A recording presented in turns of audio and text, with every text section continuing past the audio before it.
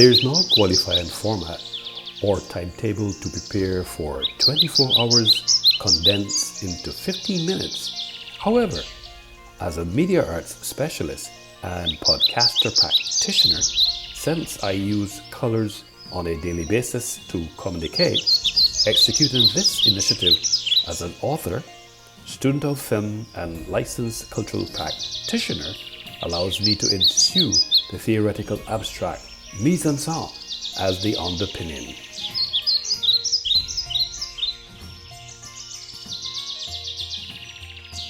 Mise en scène as a technique allows me to draw my focus on colors because of their starkness and beauty that constitute any environment which behaves itself for analysis, at the same time juxtaposing against a theoretical construct purported if Earth's history were condensed into 24 hours, life would have appeared at 4 a.m., land plants at 10:24 p.m., dinosaurs extinction at 11:41 p.m., and human history would have begun at 11:58:43 p.m. Historically, 1600, action or state of making or becoming more dense, from late Latin condenscentation, noun of action from past participle stem of Latin condensare, to make dense, meaning conversion of a gas or vapor to a liquid, from 1610. In view of the aforesaid assertion, intellectually, I was challenged to document through the vehicle technology my daily activities as I trekked the precincts of Thorsby and other randomly historic cultural sites located within the confines of Barbados's landscape. Concomitantly, this cultural activity created a consciousness of awe at the fact, the array, and how the varying hues, tones, and shades of colors featured in the animals, birds, flowers, vegetation, and the weather that affect, comport, and complement the spaces and precincts of the places I have traversed. This intellectual discourse is not a myth nor a virtual reality, but an authentic therapeutic expression of appreciation of the importance of life and the living organisms combined with energy and color in my life. When I first became acquainted with this way of thinking, I have summoned the technique mise en scène since. I have practiced the same during my academic tenure as a media arts major and a student of film.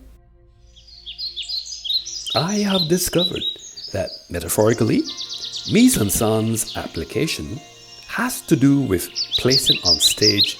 In French, is a common term in film, analysis, and criticism circles since all the world's staged.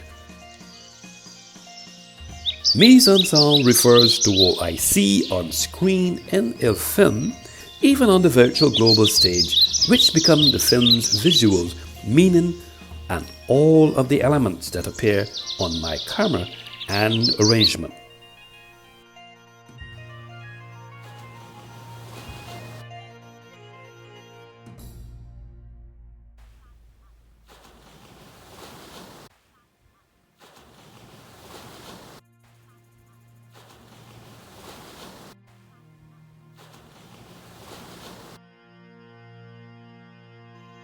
Although mise en scène isn't strictly a production term, it's definitely something that filmmakers consider throughout the creative process.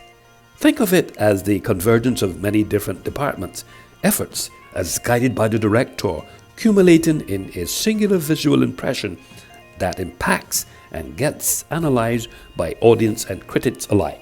What is uniquely interesting about this discourse, there are 5 aspects of mise en scène that represent an opportunity for me to tell my story visually in context by hypothesizing nature in the broadest sense, since it is the natural, physical, or material world or universe. Nature, in this frame, imputes to this conversation 24 hours condensed into 15 minutes.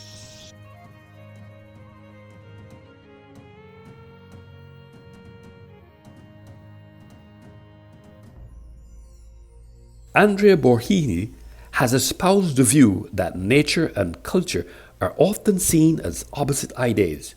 What belongs to nature cannot be the result of human intervention, and on the other hand, cultural development is achieved against nature. However, this is by far not the only take on the relationship between nature and culture. Studies in the evolutionary development of humans suggest that culture is part and parcel of the ecological niche within which our species thrive, thus rendering culture a chapter in the biological development of a species.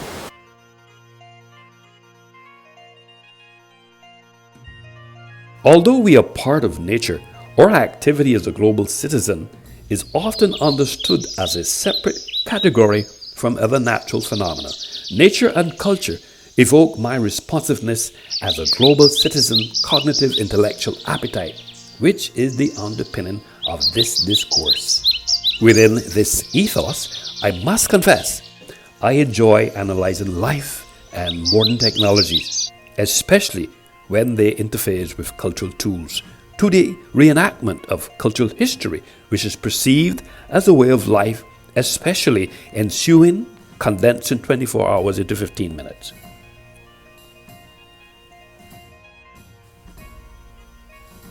At this juncture, I decided to introduce author and instructional technology practitioner Robert Hynek, espoused view that learning is the development of new knowledge skills or attitudes as an individual interact with information and the environment. Hence, this statement imputes emphasizing the physical methods such as media and technology, especially for the children and the teacher in this postmodern cultural globalized space.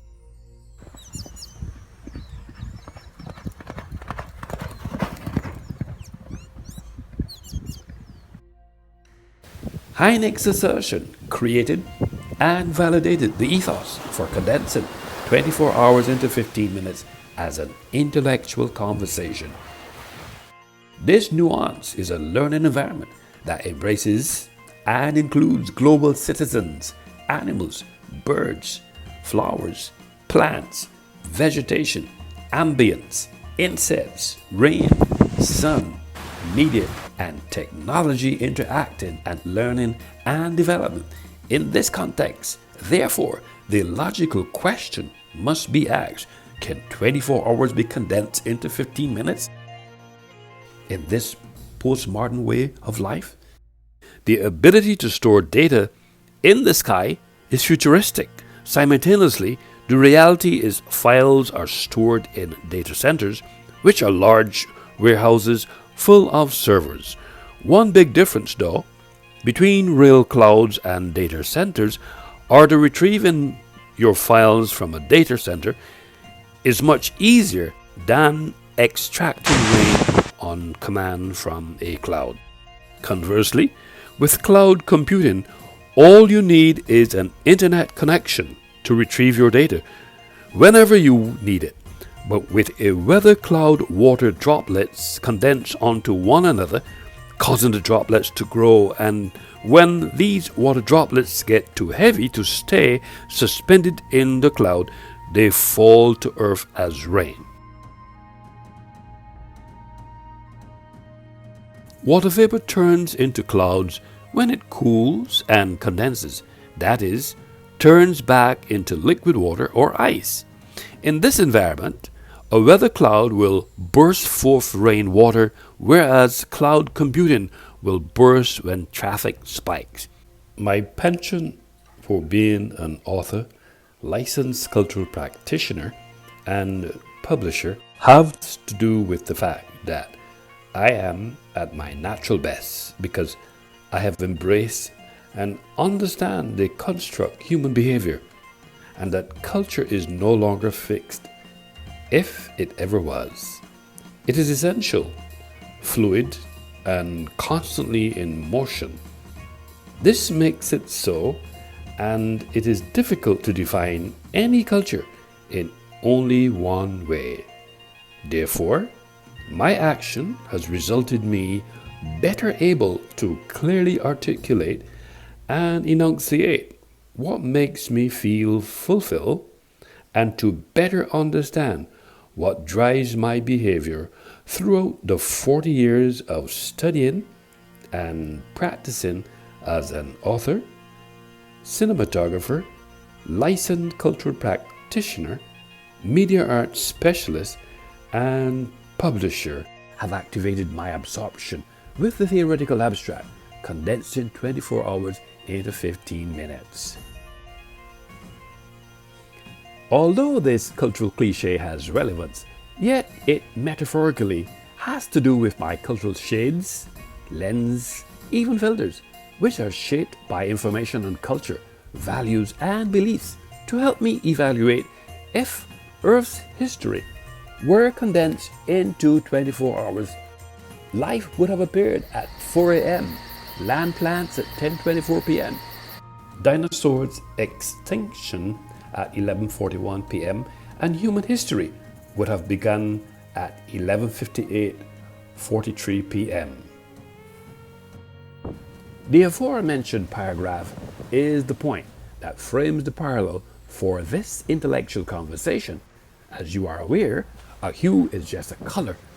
More specifically, a hue is any color on the color wheel.